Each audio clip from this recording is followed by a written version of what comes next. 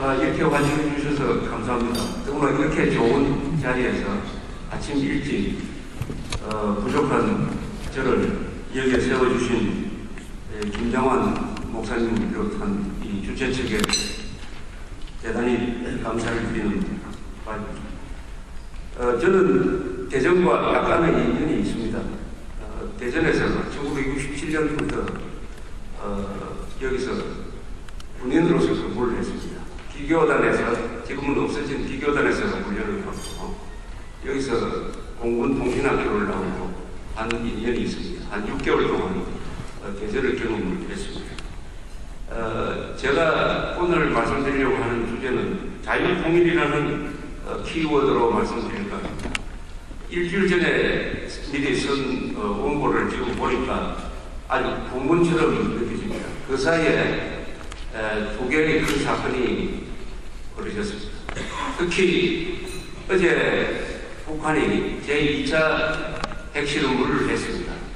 이것은 2006년 10월 9일에 있었던 제1차 핵실험과는 질적으로 완전히 다른 성격의 핵실험을 했고, 이것 때문에 저는 한국에서, 한반도에서 남북한의 전략 균형이 바뀌고, 따라서 안보상의 비상사태가 일어났다고 생각합니다.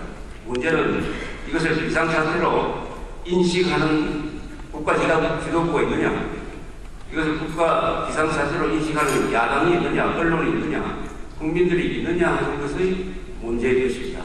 국가 비상사태라는 것은 객관적인 상황인데 그것을 어떻게 해석하느냐에 따라서 거기에 대한 해결책이 나올 수 있느냐 없느냐가 결정될 것이라고 생각하고, 그 또한 자유통일과 밀접한 관계가 있기 때문에 거기에 대해서 저의 생각을 먼저 말씀드리려고 합니다.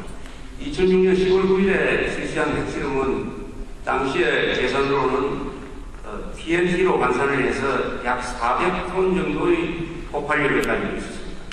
이것은 실패한 핵실험이다. 제대로 터지지 않았다. 따라서 북한은 핵폭탄을 만들 능력이 아직은 부족하니까 핵 장치로 봐야 된다.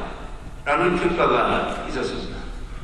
동시에 당시에 발사했던 장거리 미사일이 출발하자마자 자폭했기 때문에 이것도 실전 배치가 불가능하다. 이렇게 아주 낙관적으로 보았습니다. 그러나 어제 폭발한 이 핵 장치의 폭발력은 10,000톤에서 TNT 환산으로 10,000톤에서 약 20,000톤으로 벌써 추정이 나오고 있습니다. 히로시마와 나가사키에 떨어졌던 핵폭탄의 폭발력과 같습니다. 즉 이것은 비로소 북한이 핵폭탄을 갖게 되었다는 것을 의미하는 것입니다. 핵폭탄을 갖게 되었다. 북한은 지금부터 한 몇 개월 안에 실전에 배치할 수 있는 핵폭탄을 만들 수가 있습니다. 미국에서 1945년에 맨하탄 프로젝트에 의해서 뉴멕시코 사막에서 핵실험을 성공하고 핵폭탄으로 조립하는 데는 수주밖에 걸리지 않았습니다.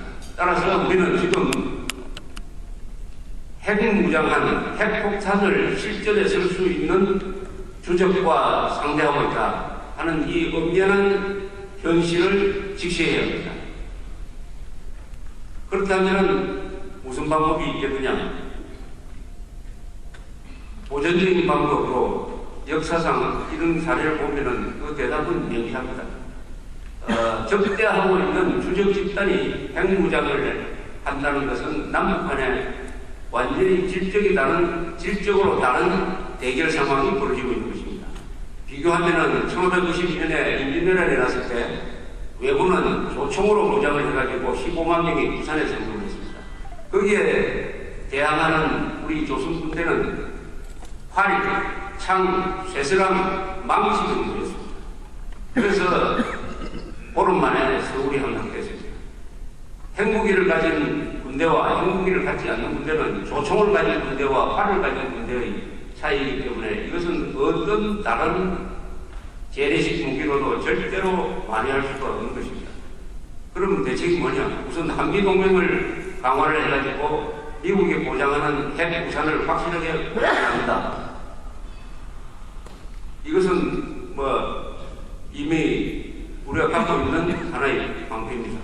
그리고 유엔과 국제사회, 특히 한미일이 단결해가지고 중국에 대해서 압력을 넣어가지고 중국으로 하여금 북한의 힘을 비틀어서 핵무장을 포기하도록 하는 이런 방법이 있습니다.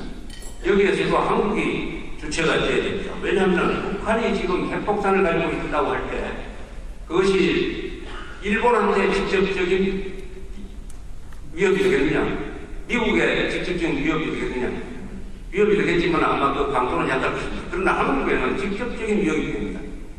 설사 그 핵폭탄을 소형화해가지고 한 500kg 정도로 줄여가지고 미사일에 싣는 데는 상당히 시간이 걸릴 것입니다.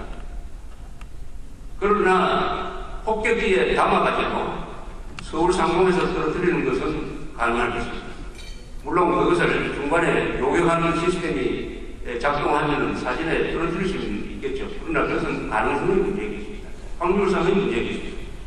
이럴 경우에 대한민국이 취할 가장 마지막이고 유효한 수단은 국제사회가 중국이, 유엔이 북한 정권의 핵개발을 저지할 수 없다 하는 판단이 내려졌을 때 그럼 한국은 뭘 하겠느냐?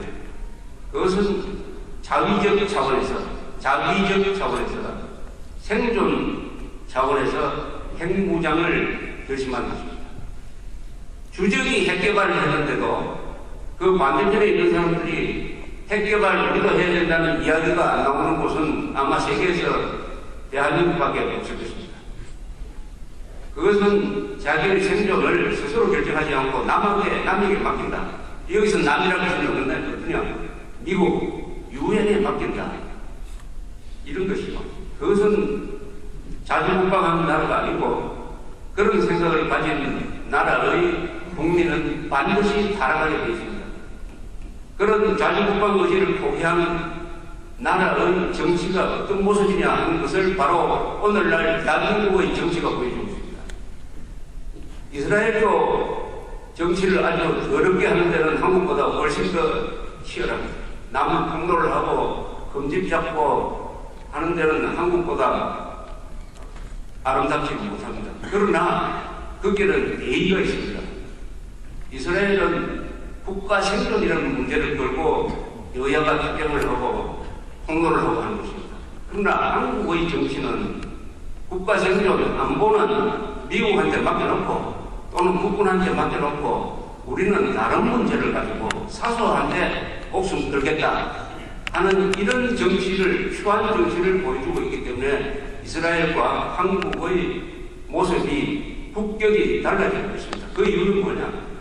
자주국방을 가장 중요한 문제로 여기는 국민과 국회와 대통령이 있는 나라와 그렇지 않은 나라의 차이인 것입니다.